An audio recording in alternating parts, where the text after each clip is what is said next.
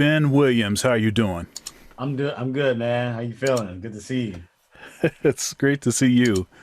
The last time I saw you, you were playing with Pat Metheny's Unity band Right, in right, Columbus. right. Me and a buddy of mine, Brian Olszewski, a great saxophone player, I interviewed him in the same series also. And he called me and he was like, now this is when my son was pretty young. So I Okay, think my son wasn't one yet. He's 7 now. So okay. this was some years ago. Right, But right. yeah, and he called me, Brian called me and he was like, "Hey man, I got another ticket to Pat Metheny. You want to go?" I was like, "Yeah, I want to go." But then I had to ask my wife if I could go. Right, It was- right. right. So anyhow, that was really cool. And then I saw you before that. It would have been a few years before that at Ohio State Right. I was with because you were playing. Marcus Strickland, right? Yeah, yeah, Yeah. yeah, yeah, yeah, yeah. Killing, you know, getting it in. Thank And you're all over the place, man. You're playing with everybody. You're doing it big and everything. I interviewed I interviewed Paquito de Rivera a you. couple Yeah, weeks ago, yeah. and that was it was a big moment for me. He was a big influence on my playing, Right. growing up and everything. My three biggest influences been Sonny Stitt, John Coltrane, and Paquito de Rivera, Mm. and so that was really a great moment. And I was looking, I was just checking out, I doing some research for some current stuff, Yeah, yeah. and I found, let's see here, let's make this do this. All right, there we go.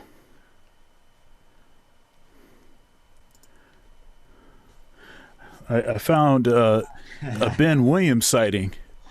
Yeah, right. Uh, Right. Yeah, get that, man. That was at the White House. yeah, yeah, yeah, and Former president. right. I interviewed Bob Mincer on Monday, and we were rapping, and he said, but I was talking about like who is it that hates music? Like every once in a while, you hear like some weird person say something like that, and it's usually some kind of fringe person that's Or something wrong with them. And he said he thought that Trump didn't like me. He thought that Trump hated music. if That was anybody, the if I believe anybody would, man. uh, uh, anyhow. It's so I mean it's so good to see you. Of course, prior to seeing you with Marcus Strickland and everything, you used to play in my band. Man, You way back in the day. yeah, way back in the day when you were still going, where you were still studying with Rodney Whitaker at Michigan State, Right, right, and, right. I'm not sure. I think I got your name. I might have got your name from Dave Rosen or someone like that. Dave, of course, went to Michigan State and studied with Yeah, of with course. Rodney, and then who else was playing in that band? Was it Thaddeus Dixon? Yeah, it'd probably have been Thaddeus or maybe Lawrence Leathers. Um, Yeah, I don't think Lawrence was. I don't think Lawrence was in the. Well, maybe he subbed on a date or two or something, because it was like a weekly thing, and we had a singer in there and everything. Man, that's like ancient history. It's such a long time ago. You sounded great then, and you're just it's incredible. And then in addition to that, of course, you're singing and you're composing. Talk a little bit about some of the creative projects that you're involved in. Yeah. So I just came out with a new album earlier this year in February. It's called I Am a Man, and basically it's a little bit of a evolution, from what I was doing before, which is primarily just playing bass and composing. I started incorporating more songwriting and just yeah, singing and just kind of adding that to the repertoire. Um, as many artists and a lot of people are you know um, just experiencing so much right now, and I just felt like it was kind of necessary for me to sort of express some very specific things that I want to express. Um, Yeah. and I just had to just get the pen happening, and and vocalize these feelings. So kind of just started from there. So I'm on your Twitter, blue check mark. That blue check mark ain't easy to get, man. I don't even know. I don't even know how those. I don't know where those come from, but It's because you're doing it big, man. You taking the world over. That's why. But they're matter of fact they're so hard to get that there's all of these scams. There's all of these scams. Like I get now. I don't have a blue check mark, by the way. I get all of these messages like all the time in my DMs about pay us this amount and we'll get you a blue check mark and all like this. And yeah, that sounds a little suspect. it's totally suspect and it's illegal. Sure. It's like gaming the system and all of that. But Yeah, so anyhow, I just thought I would tease you a little bit about that. But I was on, I'm on your Instagram, and this is about 8 weeks ago, and I'm just going to play this. I mean, it's pretty deep. I think it's in response to a lot of the stuff that's going on right now and that has been going on, and I think it represents a different sort of angle on a lot of the stuff that's going on. I'm going to share this here. So we just play this and then we can talk about it. oh yeah, I remember this. What's up, y'all? I just wanted to say something real quick. Something that's been on my heart and my spirit for some time now. And I was actually inspired by a video this young brother put up about some reasons why we shouldn't be sharing these videos of police brutality and, basically black folks getting murdered in the streets. And, I absolutely agree. I put the link in my story, but I absolutely 100% agree. And, we got to be careful. We got to be careful about what we're exposing ourselves to, about what we're exposing each other to. And look, I mean, I get it. I understand the importance of spreading awareness about these incidents, about what's going on in the world.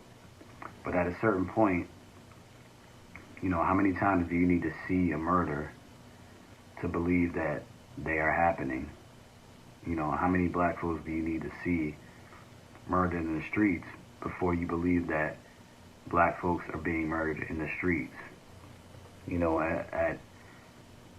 I'm not, I'm not telling people how to use their platform.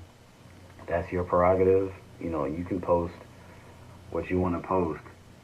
But what I'm trying to get us out of is this victim mentality.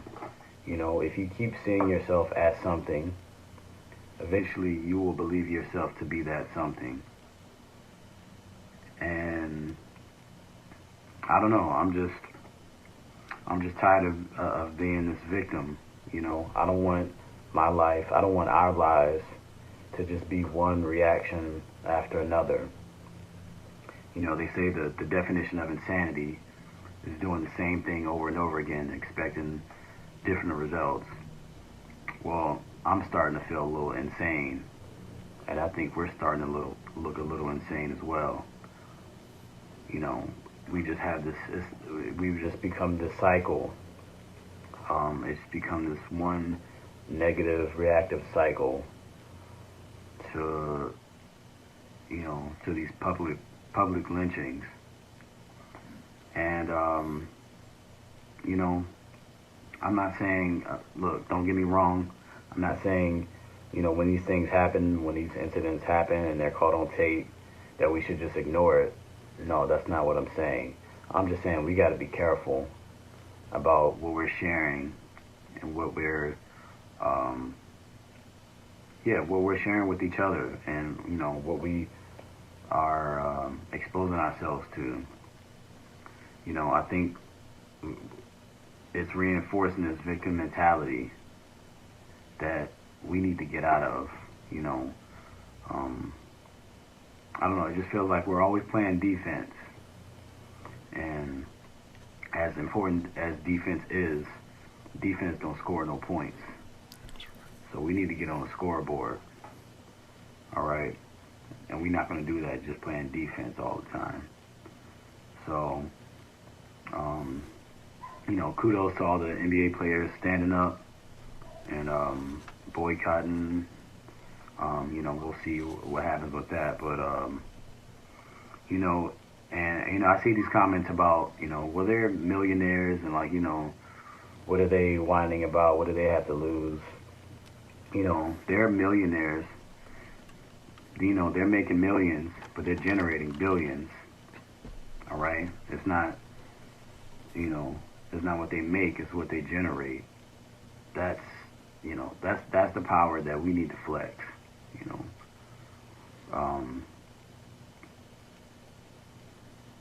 You know, Black Lives more than just matter. All right? Can we add that to it? Black Lives more than matter. Black lives are brilliant. Black lives are essential. Black lives are innovative. Black lives are human. So, I don't know about y'all, but I'm tired of being the victim. Tired of looking like, sounding like, being a victim. I ain't no victim. I'm a man. That's all I got to say. Thank you so much for watching my video so far. If you'd like to support, there are several ways to do so below. Also, likes are free. Please comment, share, and subscribe. Now back to the video. Yeah, I remember very clearly that morning. Yeah, that was a you know, I usually I don't often you know go on rants or anything or speak. You know, if I do speak on my social media, it's usually um you know through music or you know I'll share something short. But you know, you get to a point where you know it's you there's just so much going on. You know, there's so much just happening in the world. There's so much happening just on social media. You know, I think it can be um, exhausting and a little confusing as to um, just kind of what to make of things. You know, just this.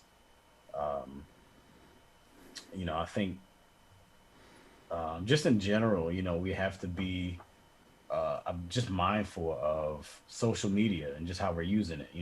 Um, uh, it's fairly new. You know, I think it's almost like you know when a lot of things come out, like you know, say TV or um, you know, or cars. You know, these things that you know sometimes we don't realize some of the hazards until years and years after, we um, these things become part of our lives. And social media is like a relatively new part of our lives now. And I think um, it's time to be very careful about like what it's doing to us psychologically, because we're basically kind of curating our own world right now. We're showing Yeah. images and reposting images. It's like we're creating our own news cycle. And we got to be careful about what we're reinforcing. And um like I said in the video, it's really about kind of, I think, finding that balance of spreading awareness, and of course using social media and all that stuff to help spread awareness, because it's definitely a very effective way of doing that. But also, there is a point, I think it does get to a point where we can oversaturate ourselves with negative images, and we just have to be careful, like the psychological effects that can have on us. Yeah, and so first, making a statement like that, especially today,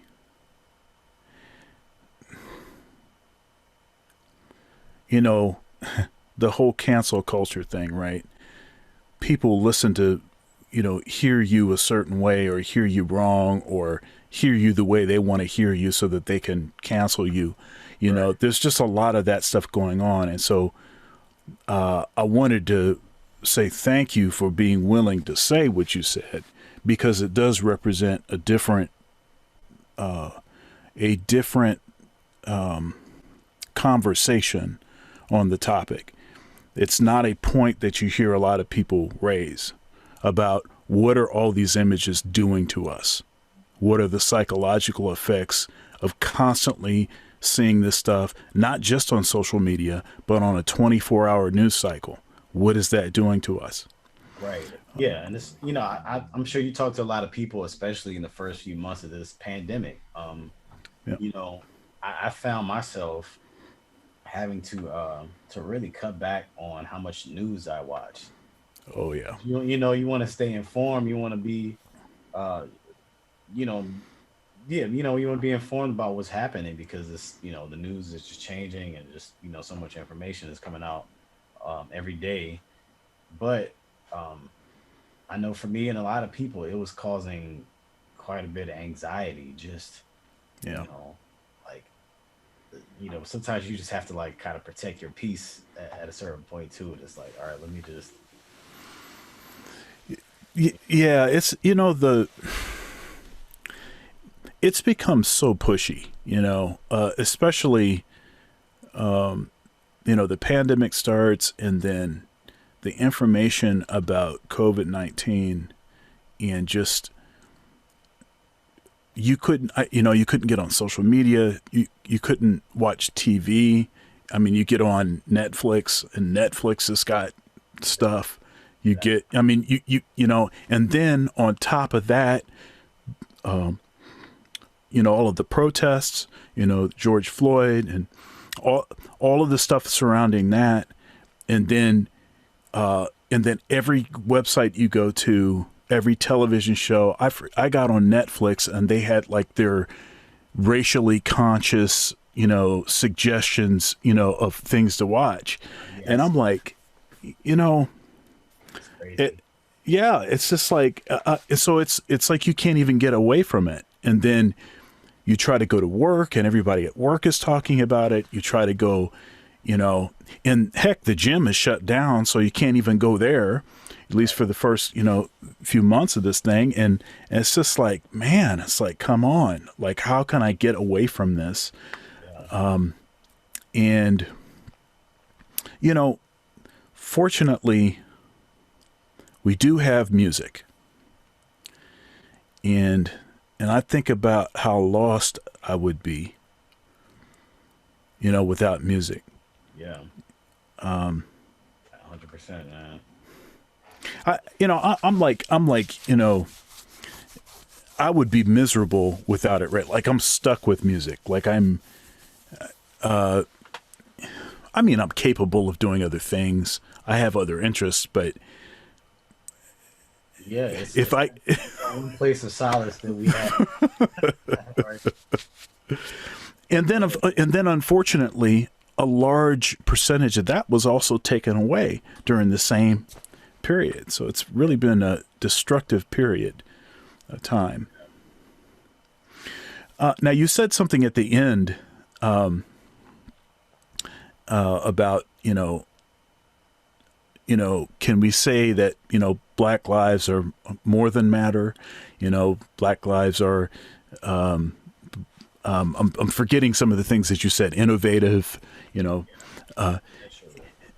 Yeah, and I interviewed Nicholas Payton, and we got into it talking about the whole Black Lives Matter things, and talking about Black American music, and all of that. And one of the things we talked about that he mentioned, and you're only the second person that I've heard say this, is he just thought that Black Lives Matter is just such a low standard. That's, I mean, like, that just seems like such a low expectation, like such a, Yeah. and he mentioned a couple of the same words that you used even. Yeah. And, Yeah, it's funny. I was watching this comedian Jared, I think it's with Carmichael or something like that. Um and he had this joke about Black Lives Matter. And I, as with a lot of comedy, there's always a little some truth in there. But made this kind of funny analogy about that phrase Black Lives Matter, and just how trying to make a point of like just how deep racism is, to just say like Black Lives Matter, which is like, I mean, to say something matters is kind of like the basic, like that's the bottom, that's the foundation, that's where you start, like acceptance. right. And he was kind of joking like, that's like how ridiculous that is, a controversial statement to a lot of people. Like, just mattering is like, can we just matter? Like, the No. negotiation is just starting very low, and some people still have a problem with that. But yeah, I do talk to Nick a lot about this stuff too. We're not always on the public forum talking about this, but I think Nicholas is always a very forward thinker, and not into like following, just blindly following trends for the sake of. Right. And I'm not saying like Black Lives Matter there's anything wrong with with that sentiment and like what it's for. I think is the power behind it, and the message is great. But yeah, and I've had this conversation with Nicholas as well, like just about being kind of thinking more I don't know the words, like thinking more, just being more affirmative, and like how we approach it, instead of just being reactive all the Right. time, being like Like always expecting something's going to happen to you, and then you're going to have to like, respond to it. So I'm not surprised. I'm not surprised Nick mentioned that, because I remember we had a conversation about like how we felt about some of these phrases, these like kind of hashtag phrases that like hands up, don't shoot, you know, just all these kind of like, it's always kind of coming from a place of victimhood. yeah. And I just want to like help flip our mentality, and like, I like what you said there about that you're not a victim, and the thing about being on defense, And, you know, at some point you got to score some points, you know, and you don't score some, you know, points on defense. And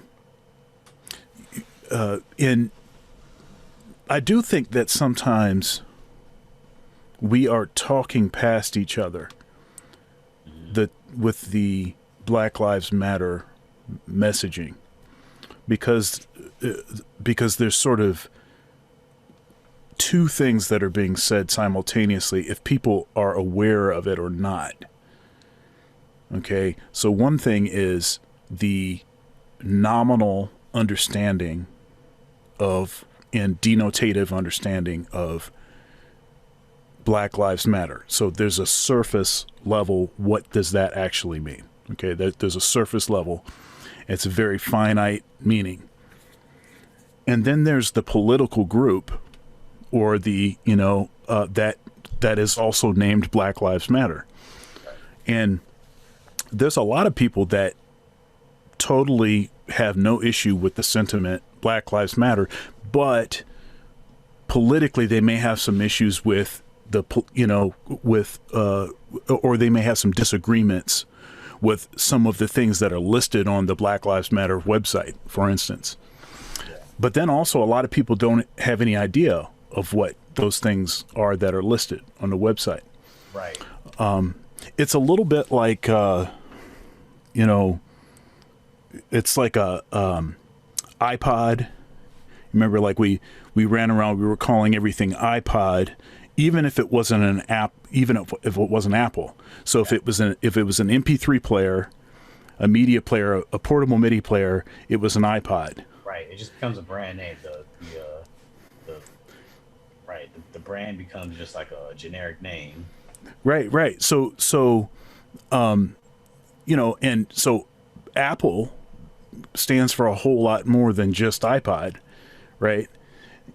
But you know, a bunch of stuff was being called iPod, so it kind of makes it, I think it can make it somewhat confusing to certain people that I think honestly really want to understand, but they just can't get past certain issues. And that's one reason why I think having conversation is so important, and actually talking through things, you know.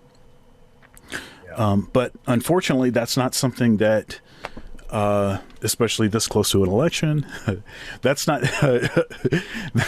usually something that's particularly invited, especially if it's about something that seems to be if you have questions about something that seems to be like a core belief, or something that, you know, it's a sacred cow. You're not supposed to, you know, it's a little bit outside of the Overton window, and you're not quite supposed to talk about that.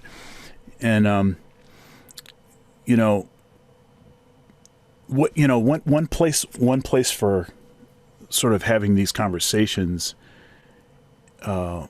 is comedy, right?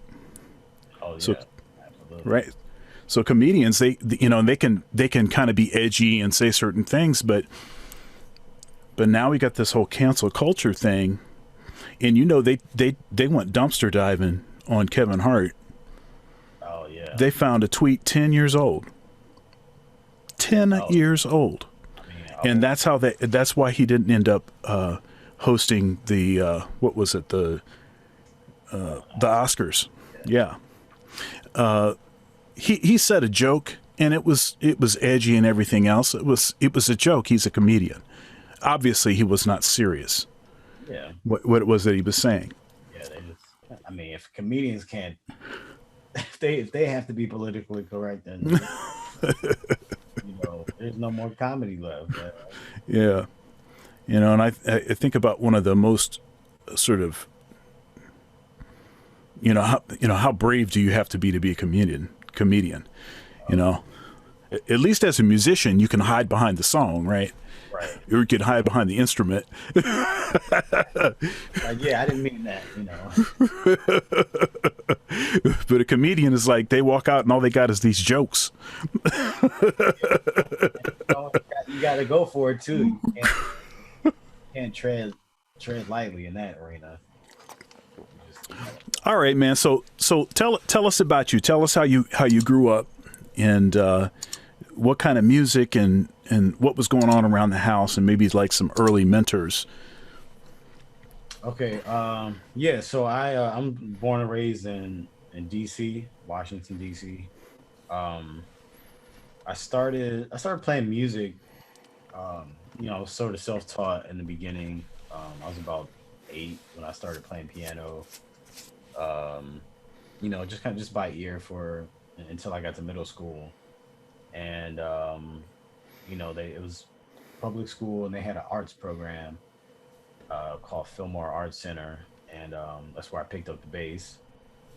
And I was fortunate to be in a school that did have the arts program, so I could study while I was in school. And went to Performing Arts High School after that, Duke Ellington School of the Arts in DC. Um, where like Dave Chappelle went as well. I mean, years before me, but that was the Performing Arts High School in DC. And just kind of surrounded by a lot of music in DC. I don't know if people really think of it as such, but like DC is it's a musical town, a very musical town. A lot of great musicians from DC that live in DC. And I got to play. I got the opportunity to play music a lot. There was a lot of places to play, both gigs, clubs, that kind of stuff, and there's always private events. So I stayed busy, and just even before I left home, just in high school, I was just gigging all the time, and listening to a lot of R&B, from my mother, Motown, James Brown, all that kind of stuff. Um, and then obviously got turned on to jazz in middle school through a great mentor of mine, Fred Foss, who just passed, I think last year. And yeah, I yeah, I just I had a lot of great teachers. Davey Yarbrough was my teacher in high school. He ran the jazz program there. Um, and aside that, a lot of great musicians from the region. A lot of great bass players like Mike Bowie and Steve Novosel, and Keter Betts, um, folks like that. Just definitely a bass player town. You know, um, yeah. And then after high school, I went to Michigan State. You know, East Lansing, where that's where we met. And I Yep. was studying with I see him on the screen right behind you, right? That's Rodney right. Wood, That's right. Money. Um, yes, I studied with him there at Michigan State, and yeah, just made that trip to New York in 2007. I've been there, been here ever since. Studied with Ben Wolf at Juilliard. I did my master's there, my first couple of years here, and yeah, just got to play with some of my heroes along the way. People like Pat Metheny, you mentioned, um, Nicholas Payton, and uh, Stefan Harris, Yeah. Jackie Terrison, Terrence Blanchard, folks like that. Now you won the Thelonious Monk competition. Yeah, yeah, that was 2009. Yeah. Yeah. I remember having some conversations with Rodney about you, and he told me he was like, he said he could already play. I said I couldn't even show him anything. That's what he said. He definitely did.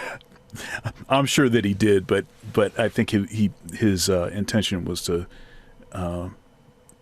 to say how talented he thought that you were, you know, and that was obvious to me. I mean, I got you on, referral, and we played, and I was like, man, this this cat can really play, and this cat's going to be serious. And so that was my pleasure. Likewise, man. I, Yeah. I remember, I remember being blown away the first time I heard you play too, man. So Yeah, thank you, thank you. So so what is it about music that turns you on, man? um, it's just like an endless pool of discovery. As long as I've been playing music, I'm always discovering something new and exciting about it. Um, it just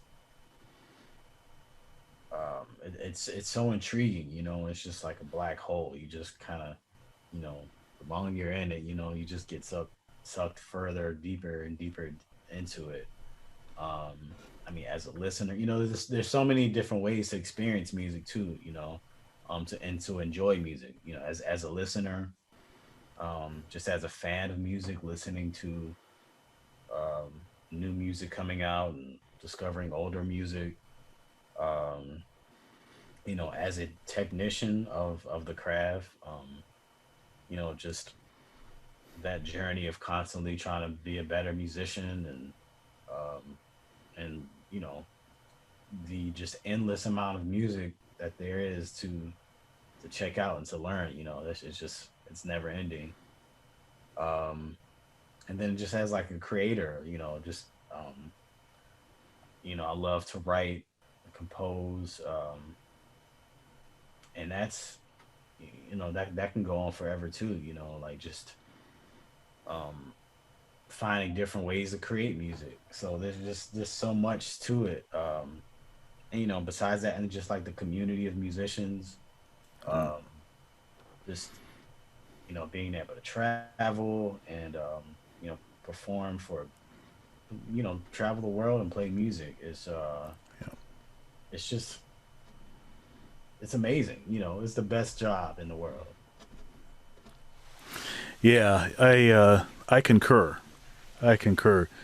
Yeah. I was, I've said this several times in these interviews, but I can't think of another job, another career path where I would make so many instantaneous friends. Mm. Like instantly, just friends for life. Just you get on the bandstand, you play two tunes, you don't see each other for 10 years, and you still and it's like you didn't even miss a beat. Yeah.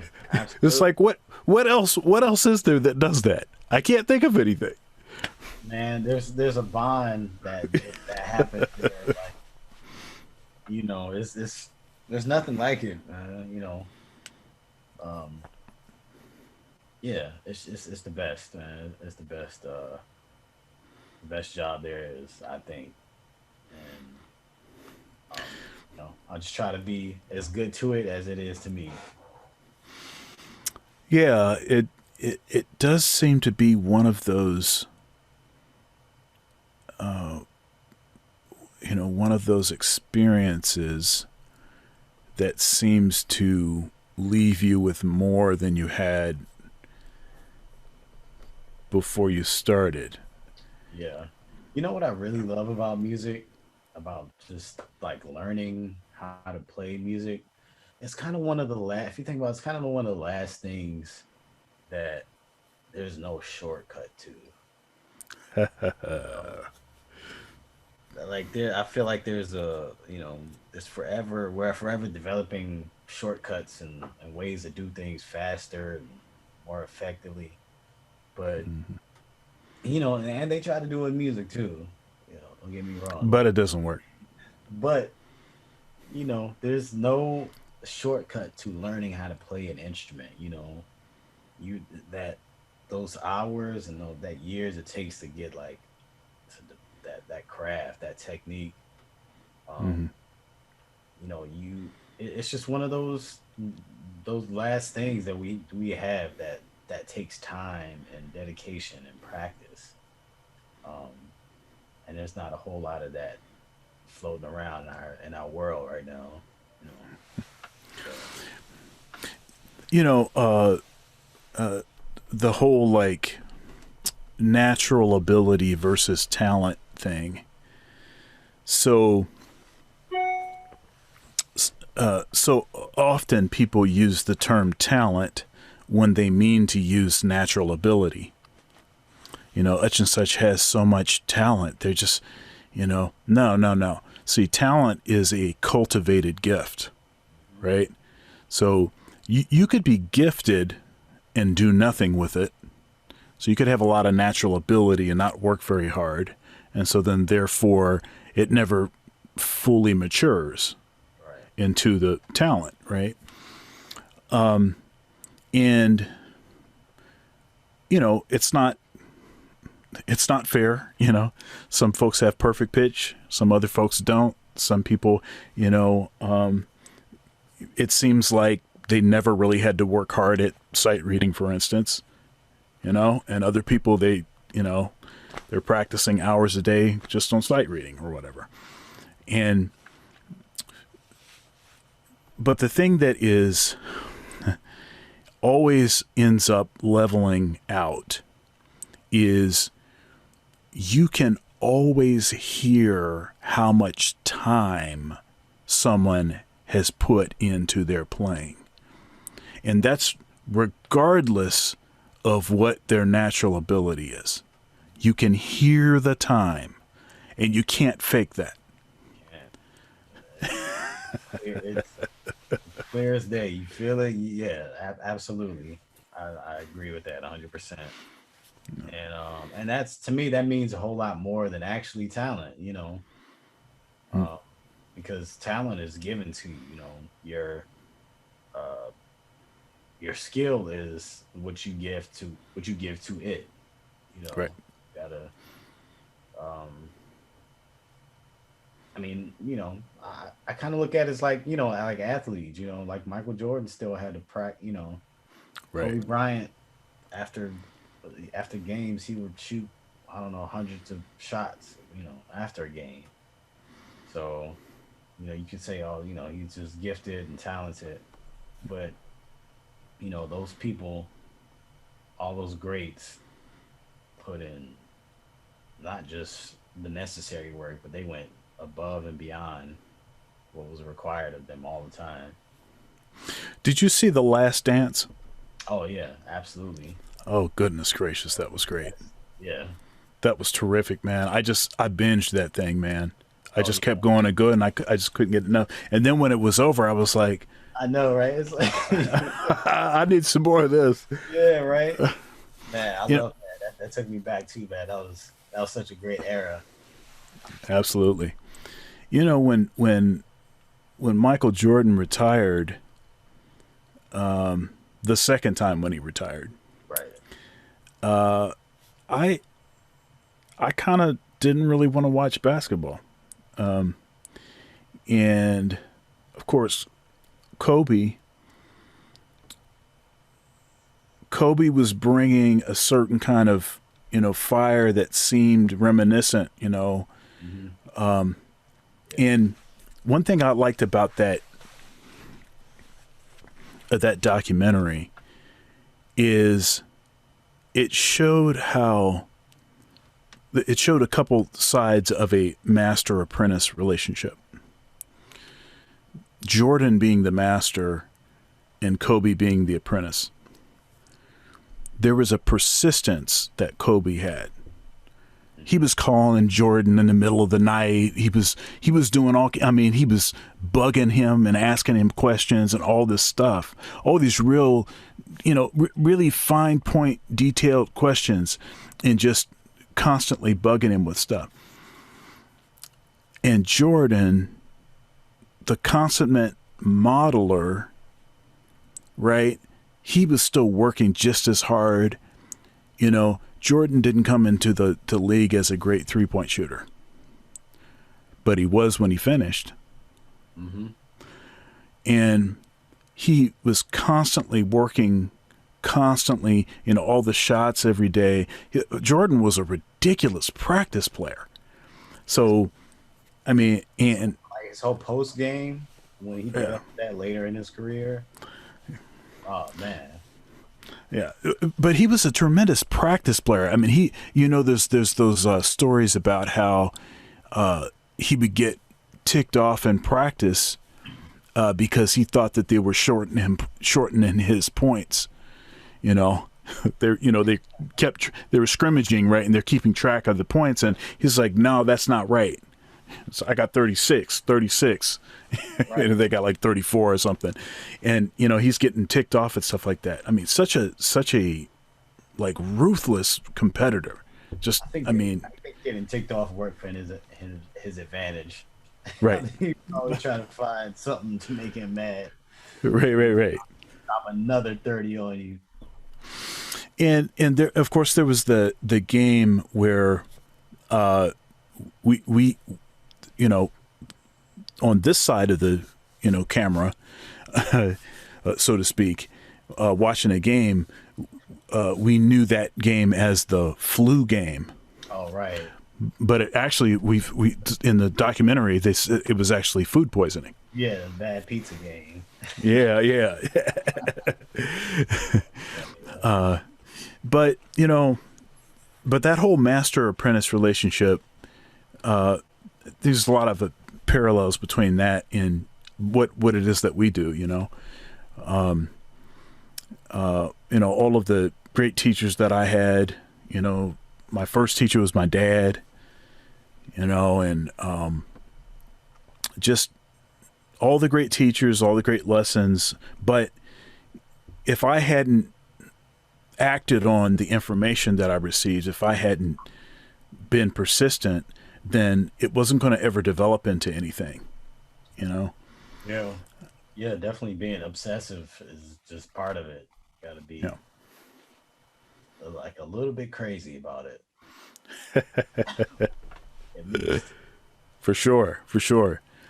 And it seems, I don't want to sound, I don't want to sound my age by saying this, but it just doesn't seem like there's that same kind of hunger in a lot of younger students.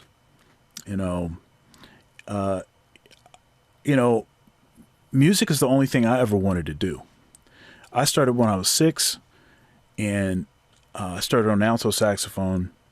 And as soon as I could physically handle it, I was practicing hours and hours a day. It's the only thing I wanted to do. Hmm. And now, I can't take any credit for that because, I mean, I was 6, and obviously that means I was weird. There was something wrong with me to want to do that. but my point is that I wanted it, Hmm. and I wanted it enough to do whatever I had to do. Yeah. And Great. You know. right, and but it's tough because sometimes it's hard to see that same desire and hunger. I mean, I think younger folks in general, I think that they want to get good, but it doesn't seem like that they want to get good for the same reason. Like, I want to get good so that people will pay attention to me or something, you Yeah. know? Right. Yeah. Absolutely. And I think that's another symptom of just like this world, this social media kind of driven world, where it's like everything is, you know, like you know, everybody posts videos of them doing everything, like Right. I didn't want people to hear me practicing because I was because that shit sounded terrible, while I was working it out. Uh, so yeah, I'm with you, man. It's and in a way, I'm glad I didn't grow up with all this stuff. I mean, I was in college like when Facebook came out, so Right. I was pretty, pretty fully developed, Right. Right. as a person. by the time all this stuff started to come around. But I can imagine it's probably a lot of just distractions for students right now, Right. and I'm sure it's just really hard to focus with all these just, just so much noise happening. You know. Yeah. You are. I think you're about 10 years younger than I am, but but between your age, I'd say between your age and anywhere from your age and older, as you said, we had actually had a chance to become fully developed before a lot of this technology came out, you know, because in some ways I feel like that the technology, although it is great to have the ability, heck, it's great to have the ability to do what we're doing right now, right? So I'm not against technology. I'm not against, the concept of social media, the ability to, interact with people. But I am against the idea that social media interaction, has the same kind of value as like real interaction. Right. In the same way that having to go to the record store, actually pick a record out, Yeah. spend money for the record, take it home, wear that joint out, learn everything on the record. I knew the dude that worked at Tower Records. He knew me. Right. All the time. See, that's just a different thing. Yeah. And I think one thing I'm concerned about is I wonder, I make this joke about, do you know it or do you Google know it? Right. Right. Right. And and the thing about having so much information at our fingertips and not really having to do the research, the actual research, the time in the library, necessary to be able to access any of this information, I think in some ways cheapens the information. Yeah. I don't think a lot of it doesn't stick, because when the way we did things before, it kind of had no choice but to stick. When you have to go through a whole process to like acquire information, Right. it like tends to stick. It's when you like just that listening to a CD over and over and over again. Right. You're gonna know it because like you just can't. There's no shuffle. You're not gonna just put on a CD and listen to one song and then take it out and grab another CD and listen to another song and grab it. Right. It was Exactly. more convenient to not just listen to a whole album over and Right. I was talking to Bob Mincer, and we were talking about that. We kind of similar part of our conversation to this, and one thing I said to him was, when I have a CD project or, my first, I'm old enough so that my first solo project was a record, actually. Now, my second one, which only came out a couple years after that, was a CD. So then it was CDs, then on. But, in an album, now you put, you struggle a lot over what the order is going to be, right? Right. Because you want it to be consumed in that order, right? Because it means more. Part of the experience. Yeah. That's right.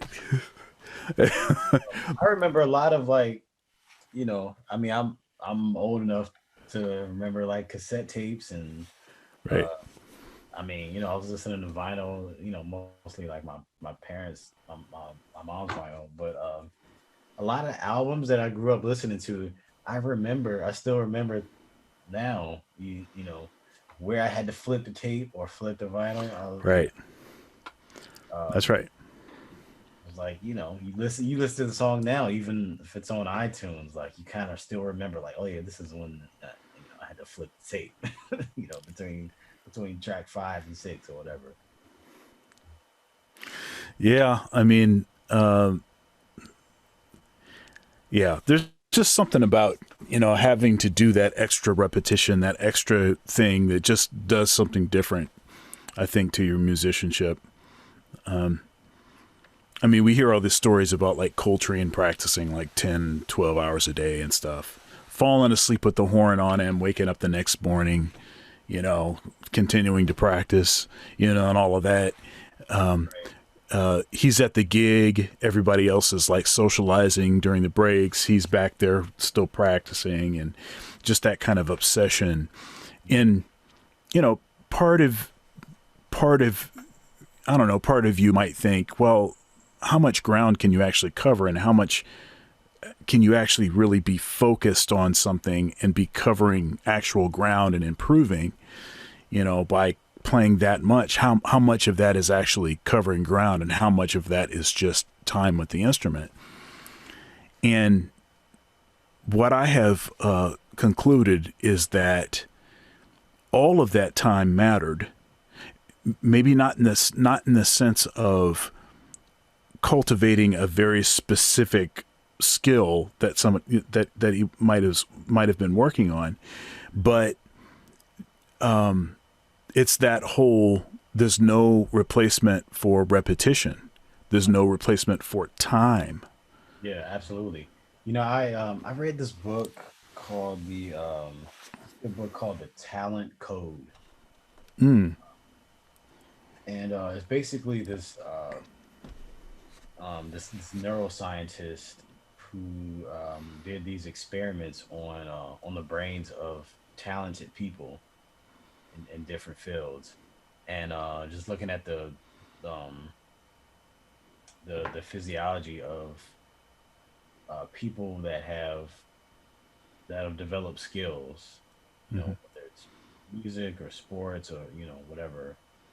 Um, and so they looked inside the brain, and there's this material. So most people kind of know about like neurons and like just how the brain, there's billions of neurons that transmit information, but um, surrounding the neurons is actually this casing. It's kind of like almost like a wire, like the casing of a wire, and it's a material called myelin.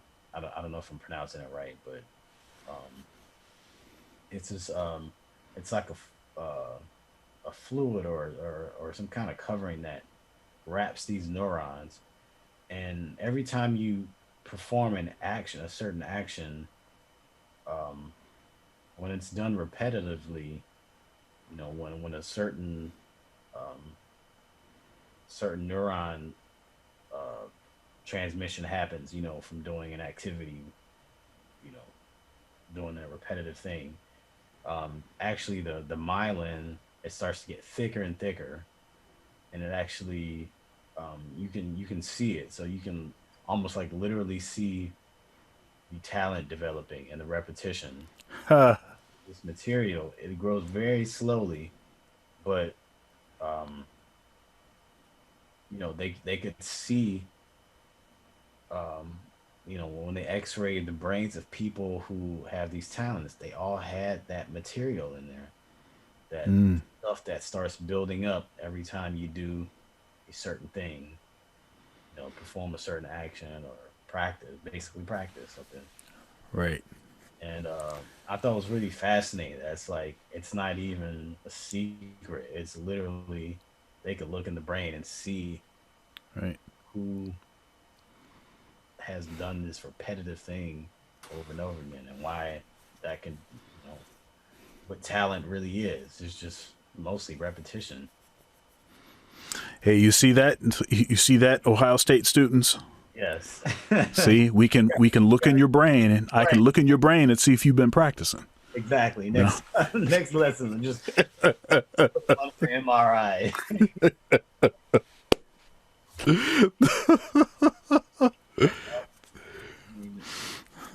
I know I have you filling out practice logs, but this would be even more effective. Right. Yeah. Take it down to the MRI and see what. That's great. So, I mean, you've played with so many and played with a lot of your heroes and everything. And do you have some moments that were like pivotal moments, moments on stage, moments playing in a particular band that kind of codified something, solidified something,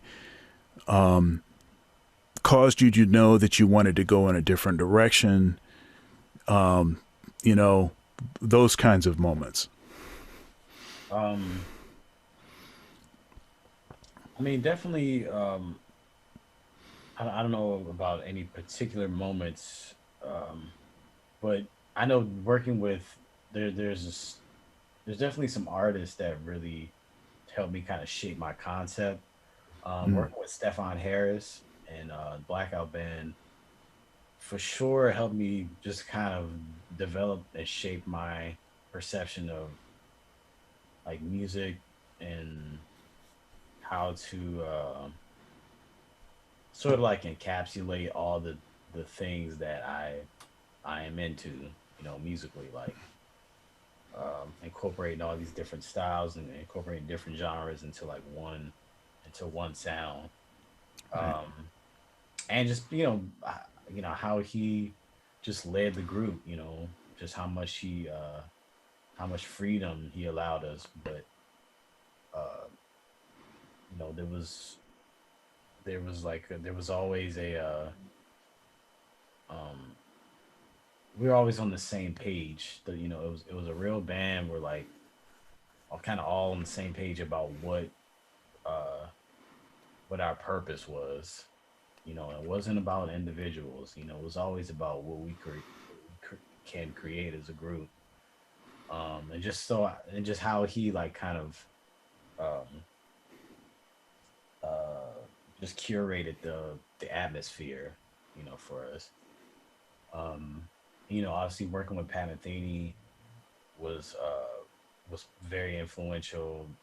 I mean, just playing on a high level, very high level every night for long periods of time. Just built, you know, just built pushed my skill level to another level. And just watching him, the way he works, his work ethic is just like unbelievable. He's like a maniac. um, he like just he puts in entire self. I mean, he like he practices. He's like shedding like hours before the gig. You know, every gig. I mean, this for him the gig starts like 2 hours before the gig starts. He's so in it. When he's on the road, like you don't see him before the gig because he's getting ready. Um, and he just just the level of seriousness that he takes to music.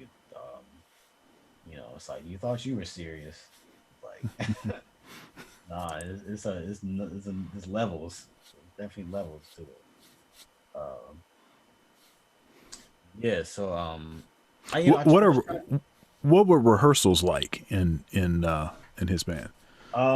We would rehearse for usually like a full week before a tour. Um, a lot of that was just kind of working out technical stuff because we were doing a lot of stuff with electronics and Right. these MIDI triggered things. So just kind of working out the kinks with that. Um, and the thing is, with his band, you always had to have the music memorized. We All right. never read charts. So like the second tour we did, we were playing some really elaborate arrangements. I mean, like the charts were like off at least like 15 pages of music. You know, a lot of like written material, these different solo sections, and it was like a lot of music. So a lot of that rehearsal was just playing the music so we could practice. Having them. I mean, he basically had to come to rehearsal having it memorized because you're not at that point um, going to like memorize music that you already really haven't memorized. Um, Now how did you memorize that music? just playing it. I mean, just shedding it for. We had months before to to prepare for a tour. Hmm. So, and just spending a whole lot of time, because you knew. I mean, like that. You know what the deal is. You got to have the music memorized. So you just got to do whatever you got to do to have all that music memorized. Yeah, I interviewed Jeff Coffin. Jeff Coffin is the saxophone player now in the Dave Matthews Band, Yeah, yeah. but he also plays in Bela Fleck and the Flecktones. I met him through Victor Wooten, and I saw those I guys actually earlier this year, and yeah. yeah, Yeah, and Vic has been has been a good friend and very supportive and everything. I'm on a couple of his projects. I interviewed him also, but I was talking to Jeff, and we were talking about the turnaround between when he heard that he was about to get this gig. So he was somewhere else in the country. His horns weren't even where he was. So he had to have the horns sent to him, and then he had to start memorizing all of this music, like a huge library of music he had to memorize. And he just talked about how he believed that his, just the certain kind of musicianship, your musicianship fundamentals, developing the ear, all the different kind of gigs that he had leading up to that, put him in a position where he was able to memorize that music. Because if he couldn't, he was going to have to say no. I can't do this gig. And who's going to say no? I'm not going to do the Dave Matthews Band gig. right. That's just ridiculous, right? So, but that whole like having to memorize music, that's like it's part of the gig. It's just what it is. Yeah. Now, of course, with Pat Metheny's music is intricate and different meters and all kinds of stuff that's going on all the time, and crazy stuff that's going on. I know that it's a pretty Herculean task. Oh yeah. It's it's like getting a Broadway gig or something. Like as you get a great opportunity like that. Look at, I mean, I think I always look at like Broadway performers. Um, they have to learn like songs and scripts. That's a lot. There's a lot of information that they have to retain before they get on the stage. Yeah. Um, so almost like you got to approach it like that. It's like, okay, this is I have to learn this script for this 3-hour show. Like, Well, one thing, do you tend to be, most musicians are more oral learners than they are visual. I mean, there's a lot of classical musicians that will, may tend to be more visual, because, of just the way that they interface with music. With what it is that we do, playing jazz and commercial stuff, a lot of the interface comes to the ears first, and so you kind of develop in the way that you use fastest and all that. But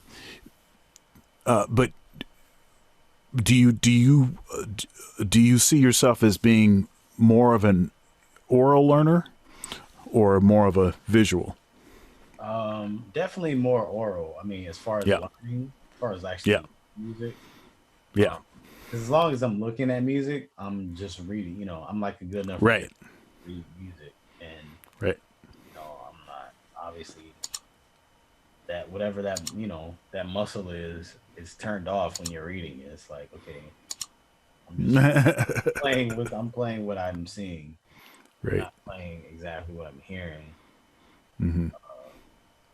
But yeah, and that tends to, I mean, for me, it tends to stick, when I learn something by ear, Right. it kind of stays in there. So I did this. I did this thing. I'm also an oral learner, more of an oral learner. And so I did this thing. And this was back when I was in. This was back when I was in college. This must have been. I was during my undergraduate degree. 1,000 years ago. Let's see. I was probably freshman, sophomore, something like that. Mm-hmm. And I was part of this Bible study. I think I was leading the Bible study, actually. And so we decided that we wanted to memorize a scripture a day because there was this guy named Jack Van Impe, known as the Walking Bible. And apparently he had the entire New Testament memorized plus like half of the Old Testament or something, And so in memorized, like he could, tell you what book, what chapter, what verse of everything that he was saying too. So it was all indexed. And so I was like, okay, well, if this guy can do this, and then he was talking about in his particular approach, he was like, you just have to do it, and you just repetition and consistency and all like this. And I was like, well, if he can do it, then let's see if we can do it. So what I started doing was memorizing a verse a day. It was a passage of scripture. Sometimes it would be like a couple verses, to try to keep the context. And so I did that for a year. And so the challenge was not just memorizing one, but obviously retaining everything over the year. So one thing I started doing was I started recording myself saying, where the scripture was, right? I'd say the scripture, I'd say where it was. Or no, I'd say where it was, I'd say the scripture, I'd say where it was again, and then I'd do that with the next one. And it was a little tape recorder I had, so I could just keep adding the newest one. Yeah. And I would just listen to that over and over and over. And, that was actually the first time I started using that technique to memorize things or to remember things. I started using that technique in classes. I record all of my lectures, and then when I'm like at the gym, I'd be listening to the lectures. I recently finished my doctorate about a year ago, and I was driving 2 hours. That was the one-way 2-hour commute. So I was driving down to Cincinnati from Columbus 3 days a week. And so it's 12 hours in the car. And so in the car, I'd be listening to the lecturers. I'd just be listening to the lectures, right? And so by the time I got to the next class, it was like I had just listened, it was like I had just, walked out of that class and walked back into it. Everything was totally fresh, And what started happening was, when I would listen back, it took a while for this to start happening, but when I was listening back, I started like remembering things in really, really great detail and all kinds of things that aren't even about the information I was trying to retain. So I'm talking about ambient sounds. I'm talking about the sound of a desk or a desk chair scooting across the floor. Right. At which point the door opened. You Right. know, at what point the air conditioning kicked on. You know, all of that kind of stuff. It was just like, it got to the point where, from knowing that I had to retain it, I almost didn't have to listen, Mm-hmm. and I could just knew what it was. Right. Um, Brain is amazing. yeah, very much so. Yeah. Very much so. All right, so how about the future? What do you? I mean, I'm asking a musician about the future, where the future is pretty nebulous still. I understand that, but what kind of goals? I mean, what are you looking towards? What have you been sort of spending time on, and what are you developing? Um.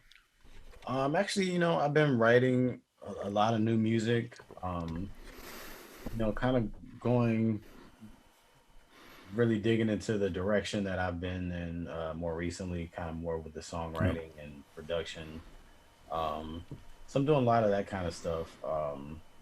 Spending a lot of time on computer and Logic, and recording a lot here at home, and learning a lot about just recording, doing that Mm. every day. Being here and just learning the ins and outs, and um, it's kind of been my what's keeping me occupied for the most part. Obviously still, I play and practice. Have little virtual gigs every now and then. There's a few of those things going on here in the city in New York, where they'll like stream live from a club. Right. So getting some opportunity, not a whole lot, but getting some opportunities to play, even with no audience, but just still being able to play with, with the guys. What Um, kind of things are you practicing? um, just like learning. Um, well, I mean, a lot of just boring technical stuff. If I just kind of give myself little projects, Hmm. whether it's like just kind of learning, like, all right, I want to learn every tune on this album, or I want to learn this song, or um, yeah. If I just, when I'm casually listening to something, if I hear something that kind of interests me, um, I always try to practice with some type of purpose, like, Right. um, I have like a little list of things, and I have a little dry erase board up on my wall, and Yeah. I kind of keep just like general ideas of stuff I want to work on, um, and I kind of, you know, I've sort of always been like that, like, I just don't like, because when somebody says practice, like, we talking about practice, we're talking about practice. Yeah.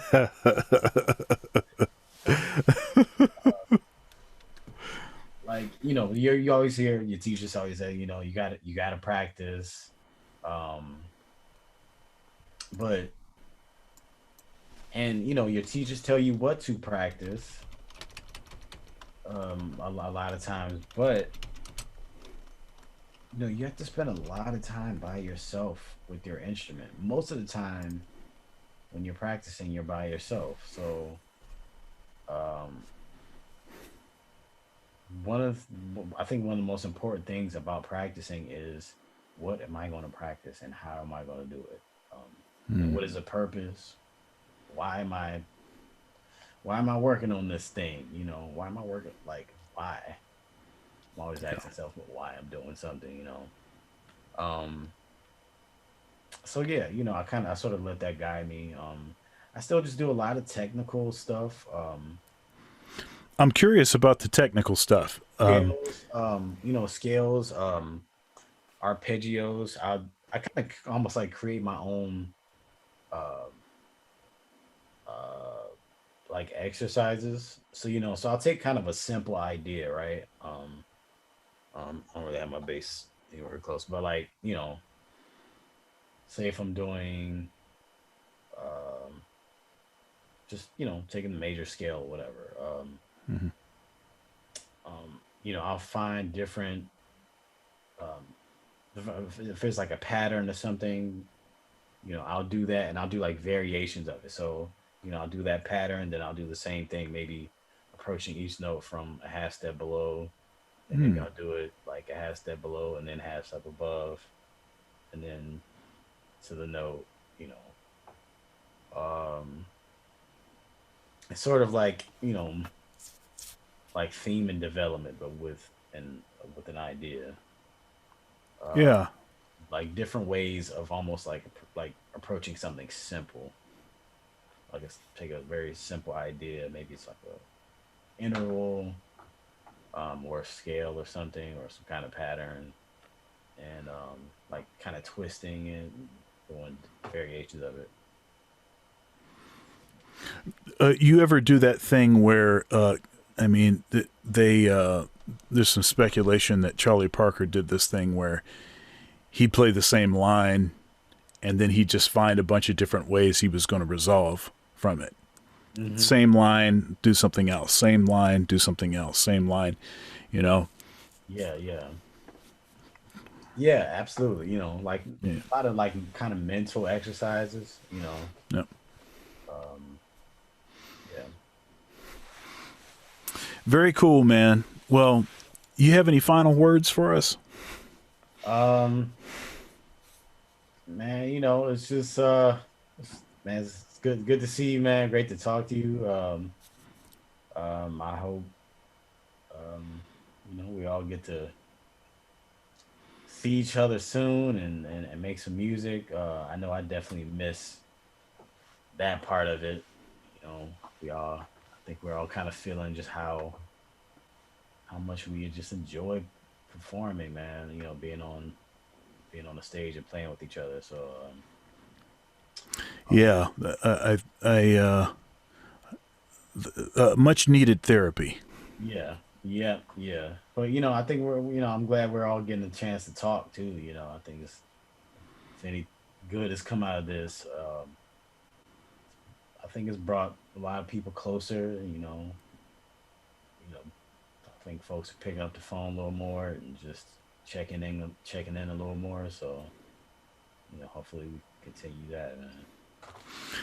I started this interview series like the third week of March. It's like when everything fell apart. The bottom fell out, and it's like, oh no, there's no floor. When that happened, that's when I started. This is episode 89. Oh wow, wow. It's episode 89. So it's been a very therapeutic, healing thing for me, just to be able to reach out to friends, people that I admire and respect, and since I don't have the same number of opportunities to to hang out on the stage, to fellowship, you know, Find with the brethren. find how to do it however you can. That's right. That's right. Well, thanks so much for your time, man, and so appreciate your perspective, and man, just keep doing what you're doing, man. You're For having me on, man. Appreciate it. getting it happening. All right. Well, God bless you. All right, take care, man. All right. Have a good one.